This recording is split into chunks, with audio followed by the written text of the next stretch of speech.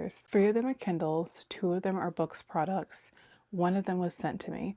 So I bought 4 of these with my own money. 1 was sent for me to do for review, and I want to talk about them, which ones are my favorites, my likes and my dislikes, which one I would recommend, what they're best at, etc, etc. So let's start off with the one that most people are always considering. It's the Kindle Paperwhite. This is my Paperwhite. It is a Paperwhite signature from 2022. I put a really pretty floral skin onto mine, and I'm currently reading a manga that I've kind of put on here to compare the screen with between this one and the basic. This is my first type of Kindle. I've always had Paperwhites. I had never had a basic until recently, and the signature was my purchase to myself because I wanted the sort of premium version of the Kindle, and at the time this was supposed to be the best Kindle. So I was ecstatic to get it, and I think it has a phenomenal screen. It performs pretty well. My only caveat with the Paperwhite, if you're looking to read manga and comics, for me personally, I've never really enjoyed reading manga on this one in particular, just because I felt like the manga was always kind of washed out and I could never read what they were saying. You can zoom in. That's the one thing about Kindle. So if you feel like it's too small, you can zoom in. But I feel like this one's slow with the zooming in, and it kind of takes you out of the experience of reading. It's not slow, it's not agonizing. I just feel like when I did it on the basic, it was much faster. And of course it is, because the basic is newer than my current Paperwhite. For me personally, I don't like reading manga on this one. It just felt kind of small, and that the manga didn't look the way I wanted it to. As far as reading regular novels, I think reading regular novels on this is a great experience. I feel like it's pretty fast. It goes through the pages quick enough. It's not as quick as the new Kindle. However, I feel like as impressive as that was, it's not necessary for an upgrade. So if you have a 2022 Paperwhite like I do, I don't feel like the new Paperwhites are worth the upgrade unless you want that pretty color. I just put a skin on mine, and honestly, I love the case on it more than anything. So there's the Paperwhite. My newest addition is the Kindle Matcha, or the new Kindle Basic. This was my gift to myself after the election to feel better. It is the cutest little thing. It's the size of my cell phone. If you put them side by side, they're basically the same size. Also, it is a cute matcha green color, so people have been referring to it as the Matcha Kindle or the Kindle Matcha. It's really quick and snappy and fast, and I feel like I really enjoy using it. Ironically enough, even though I don't enjoy reading manga on the Paperwhite, I enjoy reading it on this one. This used to have a 150 ppi screen, and now they have upgraded it to a 300 ppi screen, so it's just as crisp as all of the other Kindle models. I heavily enjoy reading manga on this in the middle of the night. It's not my go-to for manga, but if I am on the go, or if I am just waking up in the middle of the night, like 3 a.m. type of waking up in the middle of the night, then I love picking this one up. It fits into my smallest bag. The thing I love the most about the Kindle Basic is that the accessories for this are my absolute obsession right now. So I've got this cosmic brownie sleeve that I am obsessed with, that I've kind of just been tucking it into that more than I have been into this fox case. And it'll just go in there like that. Sometimes I put it over the heart, sometimes I don't, because I want like easy access. But so these two are my obsession because I love accessorizing and I cannot help that. So I love the screen on this Kindle Matcha. I think it's very crisp, it's very clean. The 300 ppi screen really does shine through on this model. The thing that most people are probably going to be disappointed by in the Kindle Matcha is the fact that it doesn't have a warmth light, it is not water resistant, and it has a sunken in screen. That is important for some people. I have a screen protector on mine, so the sunken in screen for this is not an issue. That was only ever an issue for me if I could not put a screen protector on mine, personally. So if I were to read this in dark mode, which is the only thing I really care about, I do not use warmth settings if it's not available to me. It looks great. I have it on size 7 font, and I just think that it's the perfect companion This is going to stay in my purse. It's something that I really like waking up to if I'm trying to avoid my phone in the morning. This is something that is truly going to save my eyes. I think if you're the type of person, which most people are, who's going to have one dedicated e-reader, I would either make it the paperwhite or the Kindle Basic. I wouldn't have recommended this as people's main or only e-reader, but now that it has that 300 ppi screen, it's a really solid contender. And honestly, most people are on the go with their Kindles, and that's what they use them for. They want to be able to take it with them when they travel. They want to be able to pull it out at a moment's notice if they're going to the party, anything like that. Perfect size. I know that the Boox Palma is extremely popular. I do not have that one, even though I have Boox products. It interested me, but at the same time, I never got one. I was more interested in the Boox Page for the buttons. But between this and the Boox Palma, this is a solid contender. It is tiny, not phone sized, mind you, but it is cheaper than the Palma. The Palma is $300. This one's $109 if you get it with ads. You can get it without ads at the price of $130. But if you ask me, that's a pretty good deal still. Now, I would only say the reason you should get the Palma over the Basic is if you are looking for the open ecosystem and you want portability, and those are all the things that you really need, probably look into the Palma. And if I haven't already said, the accessorizing options for this are great. I got this little dangly thing on Amazon, and these two I got from Etsy. So that's the Basic, put her to the side. Next, I have the Kindle Scribe. Now the Kindle Scribe I feel like is the most polarizing of all the e-readers that I own. Some people really like the idea of having a huge e-reader like this one to read manga. A lot of people think that you might as well get an iPad. The point of an e-reader is, one, it's distraction free, and two, it doesn't hurt your eyes. So I have a ton of manga, and the thing that I like the most about the Kindle Scribe is that you can see everything. Like, that's 4 rows of manga, maybe 5, 1, 2, 3, 4 rows of manga that you can see on the page. You cannot do that with any other e-reader. Like, I'm sorry. And this also has a 300 ppi screen. It is not waterproof, which I think is its biggest flaw at the price point that it's at. So I don't take this, I don't take any e-readers into the bathtub, to be honest. I only take my tablet, but it's such a good e-reader. I will say that sometimes when it's trying to open things, it's not as quick as I would like it to be. And I've heard a lot of people saying that recently their Kindles have been like super slow and just not what they used to be. I think that there's a bit of a quirk in the Scribe where sometimes you go in to open something and then it'll say it's queued up for like the longest time, and you press the X button, then click on the thing again, and then it opens up. So I think that's a quirk of my Scribe personally. But so looking at the screen, I don't have to zoom in at all. Like, that is completely crisp, clear text. And I'm not blind just yet, but I do have weak eyes and I'm getting older. So I try to take care of my eyes the best way I can. So just looking at the size comparison between these two is honestly hilarious, but they're just looking at them side by side. I feel like these are more comparable than the paperwhite to the Scribe. I will always think that the Scribe looks the best because of its size, but in a way, I'm kind of digging the Basic here. Like, it feels a little bit sharper in some ways, which is interesting.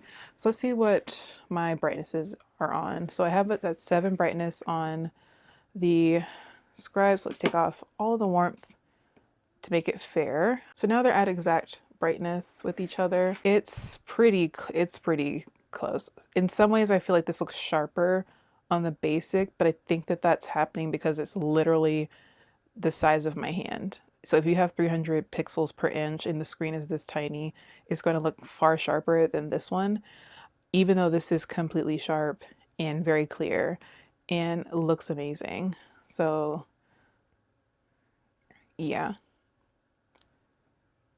it's so good. So, anyways, the Kindle Scribe is personally my favorite e-reader. The things I love about the Scribe, as I've mentioned, I can see everything. I like that when I'm using the Scribe, it doesn't feel like there's a ton of effort that's being put into me reading manga. I read a lot of manga on my Kindle, so it's important to me. I have another video comparing the Kindle to my page in more depth, but, and I'm not talking in that one. Also, it just looks really close to actual paper for like how it would be in a book format. So if you're using the Scribe, it's almost the same size as an actual manga. And that's kind of lovely that you can see it in the size it was meant to be in. It's just it's so nice. The other advantages to the Scribe is that it comes with a pen. So I have a pen for mine. Admittedly, I don't use it as much as I would like, not because I think it's useless or there are other uses for it. I think that when they do that update for the annotations, I'll use it more. So the new update for the Scribe's annotations is that now you can actually write in the margins and it will move with the text. It's not as good as the Kobo for the people who are going to comment that, but it's going to be closer to what we want. So it'll be a box and like a sticky note that's inside the text, and it will move the text around a little bit, but it will stay with the text. I'm not sure why Amazon has decided to not just let us write all over the book, like cross things out, put little hearts in the corner. Just, I'm not sure. I feel like we deserve that. It's something that you can definitely do. If you can do it on Kobo, definitely can do it on Kindle. So I'm just confused. But the pen is nice. It has a really good feedback to it. It's super quick and snappy. It feels like writing on actual paper. The updated Scribe that's coming out, I don't feel like I need to upgrade to that whenever that comes out because the pen is already so good. I don't need a pen that feels like the eraser is very real, all of that. I don't need all that. So I think that the 2022 Scribe is a really good deal if you are considering it once the Scribe 2 comes out. Because of that 300 ppi screen for manga, because you can do those dual panels for reading. Some people just like to prop their Kindle up like on a poof. I do that all the time, or on a gooseneck, and then put it in the dual panels and read that way. It's so good for people who have eye issues, whether you have failing vision or low vision, things like that. It's really good for that.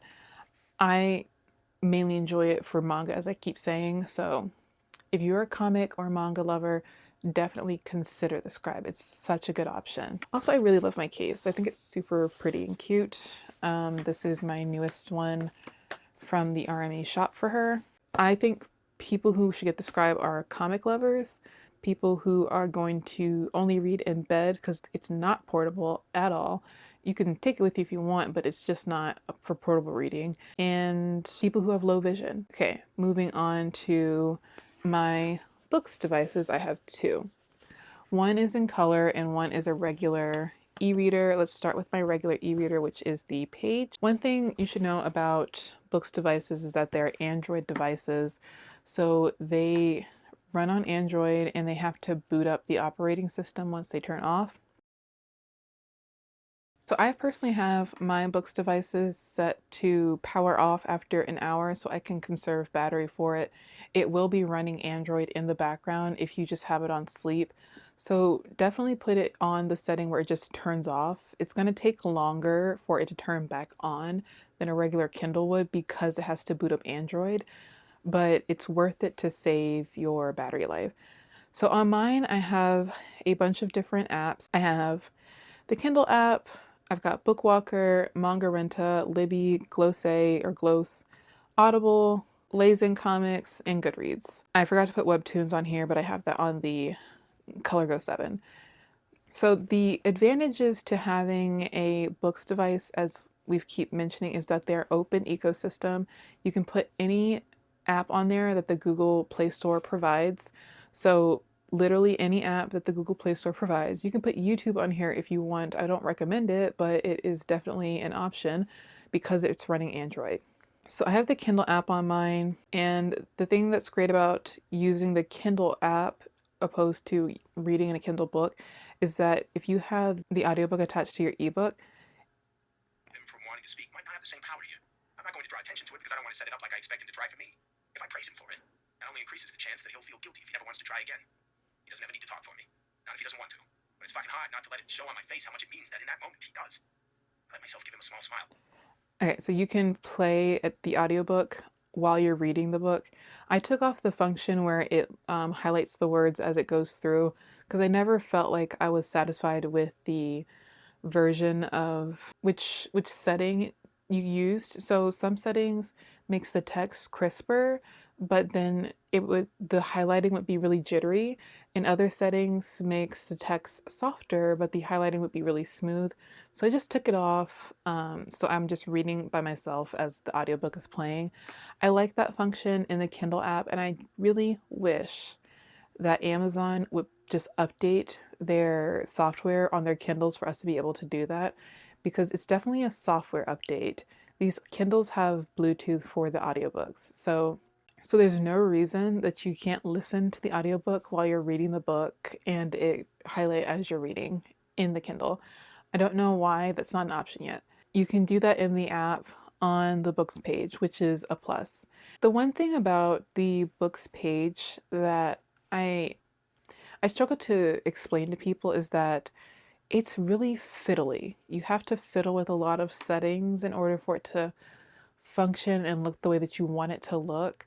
So, if I'm reading manga, for example, and I love reading manga on the Boox page, the manga on the Boox page looks great, but you have to go through settings to fiddle with it so it doesn't look really awkward when it's scrolling. So, let me go to a manga that So Dear My Killer Tune is a manga that I read recently on Manga Renta, and I decided to read it on my Boox page, and I really enjoyed the experience of it because it's an app that's outside of Kindle, and I wanted to use page turning buttons, and the manga just looks so crispy, and the details of the lines look amazing on the Boox page. I feel like when you read manga on the Boox page, it looks closer to the Kindle Scribe than the Kindle Paperwhite. So whenever I'm comparing my e-readers, I always felt like the Paperwhite was just lacking. And I can't really explain why, especially because the one I have is the premium version. I can't compare directly the manga that I'm reading. Well, yes, I can. So I'm trying to understand why between the Boox page and the Kindle Paperwhite Signature Edition and the Kindle Basic, I prefer the Basic and the page over the Paperwhite. I feel like when I'm looking at the Paperwhite, it looks washed out. Just between, this is hard to translate on camera, I feel like this is lighter, has less detail than this one, the Basic. These are on the same settings in terms of lighting. They're both in dark mode. There's no warmth setting on the Paperwhite, to be fair, and they're both on 7 for brightness right now. The details on this look washed out, but on this one they look pretty, like they have depth to them. And that's a really small thing, but it's something that I noticed when I would read on the Paperwhite, and I just never quite enjoyed it. So between the Paperwhite and the Basic, I definitely prefer the Basic for manga reading. But again, this is like portable manga reading. It feels like I'm reading on my phone, but elevated, waking up in the middle of the night and I need to get back to sleep. I don't want to grab a big screen that's going to grab my attention a little bit too much, and then I won't fall back asleep. I heard a lot of people using their Boox Palma for similar reasons to help them get back to sleep. If they were kind of waking up in the middle of the night, they kind of just grabbed their tiny little phone-sized e-reader, read something, and went back to sleep. And it's better for your eyes, it doesn't hurt as much, and it's just an overall better experience. Pick up the Boox page, definitely, if you're the type of person who enjoys fiddling with settings, you want the open ecosystem, and you want buttons on your e-reader. I know that everyone is mourning the loss of the Kindle Oasis that Amazon is just not going to give back to us for some reason. And I wanted the Oasis, but I also wanted to try the open ecosystem. Thus, I got the Page and I don't regret it. I feel like it is one of the best e-readers I've gotten just because I can experience that open ecosystem. I like going on to sites like Manga Renta, especially to read manga. This one I feel is like a really good e-reader for those other manga sites. You can fiddle around with the sites a little bit, and the one that I usually keep my setting on is normal because the quality of the manga is really important to me. And normal maintains that. So if you keep it on normal, the details of the lines look crisp, but it does that really weird, jitter glitch thing when it goes through the pages. So to prevent that, you go to settings like speed. It degrades the quality of the page, unfortunately. But it's a smoother experience. It goes through and it doesn't flicker. And I think most people probably would leave it on that. If you're not as sensitive to the details of manga, a lot of this is just kind of nitpicking, but I am. I want the quality of the manga to look its absolute best when I'm reading it. So I usually leave it on normal and then I put up with the jitters. Sometimes if the jitters are too much, I'll put it on speed, and then when my eyes relax from the jitters, I kind of go back. And that's what I mean about the fiddliness of the Boox Page and Boox products. The settings are something that always have to be considered. And the reason I have so many Kindles and why I stick with Kindle and I think that they're the best e-readers is I don't have to worry about settings. I just open it up. It opens up immediately because it's not running an Android system. It's running whatever type of UI that Kindle is using. And that's the only thing running. There's nothing running in the background when they're turned off, which is why their batteries last forever. This really is for the person who wants flexibility, who wants buttons, who is not afraid of menus and digging into the system for it. And if you're not the type of person that likes to accessorize your e-readers a lot, because finding cases for this is almost non-existent. There's a clear case, and I don't recommend it because I almost tore up my Color Go 7 using a clear case. Now I think the black one is sturdier, but the white chassis is not as sturdy. Here's the white Boox products. I'm gonna have that one boot up as well. They do, again, run on Android, so you gotta wait for that Onyx page to show up. So the Color Go 7 is a color e-reader, and I had it sent to me by Boox. I requested it and they accepted. I made some short form videos about the Color Go 7. I personally think that color e-ink is not something I'm going to gravitate towards just yet. It looks really nice on video when you're looking at like all of the book covers and manga and things in color, but it's just not there yet, and it's no fault of the product itself. It's mainly a fault of the e-ink technology and where it's at right now. So I have been trying to read this one webtoon called Virtual Strangers. It's a Korean webtoon, it's a BL. And I'm not convinced that I like the color e-ink reading experience because it has that color screen on top of the regular e-ink screen. It's just grainier by default. Okay, so it's going to be muted, which I was totally fine with, by the way. I knew that e-ink, color e-ink, was not going to be an LCD screen or looking like an iPad. That was not my expectation. And I feel like a lot of people on the internet are being very mean right now for people who are reviewing these color e-readers and being very disappointed in them. The muted colors were fine. I expected muted colors. I did not expect the graininess of the screen to be constant.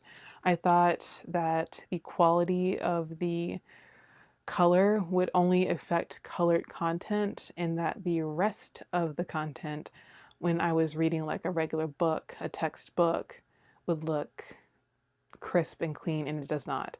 So between the Color Go 7 and the Color Soft from Kindle, the Color Go 7 is definitely the superior e-reader because you do have the open ecosystem and you have buttons on the side for this one. And overall, I just feel like the color is better and the quality is better on the Boox product than it was on the Kindle Color Soft, which is why I returned my Kindle Color Soft and I ended up getting the basic as the replacement.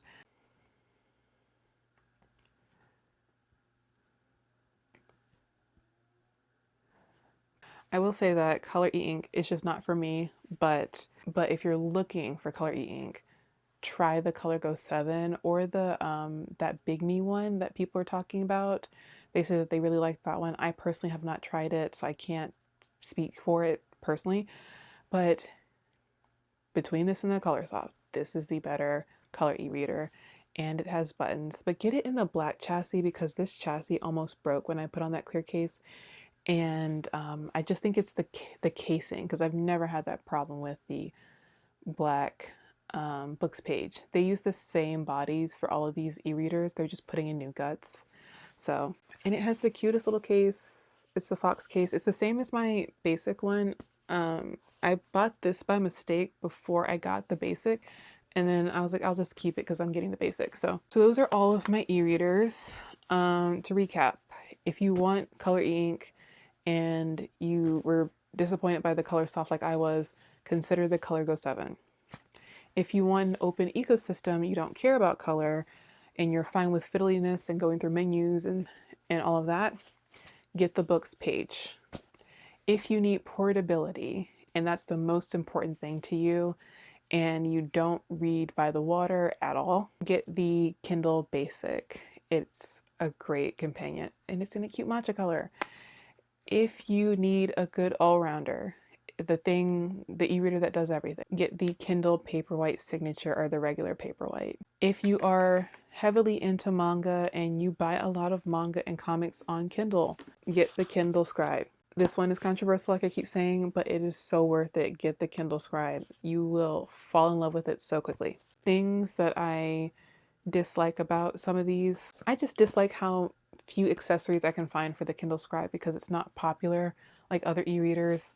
The RME shop has got my back for these cases, but I wish I could do more. I wish I could put the little dangly keychain on it. I can't.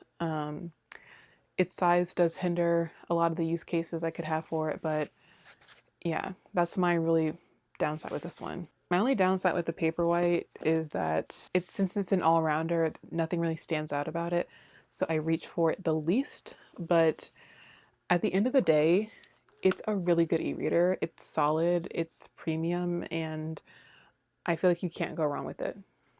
I can't think of something that is not good about this one right now. I don't use warmth light settings like that. I mean, I kind of balance it out on my other e-readers, but I don't need the warm setting on mine because I like it to look more like paper personally. So that's a big downside, and the water resistance, but I never take my e-readers near the water.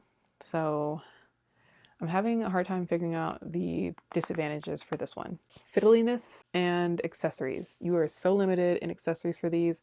It's not even funny. A lot of people end up getting universal cases like I do. And you have to get creative with it. Accessorizing is definitely important to me with these e-readers. It just makes me so happy.